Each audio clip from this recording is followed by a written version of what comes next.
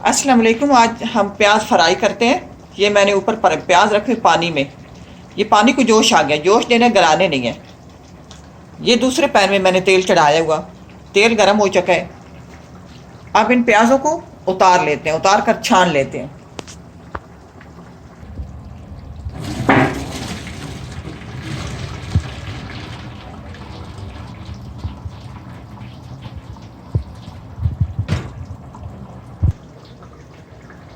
अब तेल गर्म हो गया, अब इसमें प्याज डाल देते हैं। प्याज दूर हट के डालेंगे।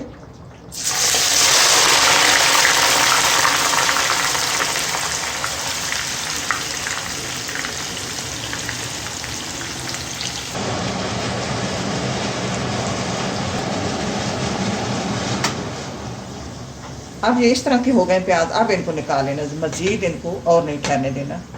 थोड़े से गोल्डन और वाइट हो गए हैं। अगर और ज़्यादा रखेंगे तो ये बाद में भी हो जाते हैं, काले हो जाते हैं।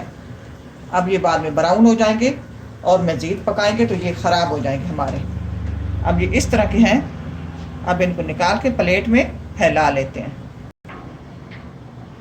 अब ये तैयार हो गए हैं और ध्यान से डालने भी हैं, ध्यान से निकालने भी हैं, क्योंकि ये पानी और तेल का खेल होता है। आग और तेल का खेल है, पानी भी साथ गर्म होता है, तो इसलिए आप ध्यान से काम करना है। तो आप इस तरह के फ्राई करना, तो आपके बहुत अच्छे फ्राई होंगे।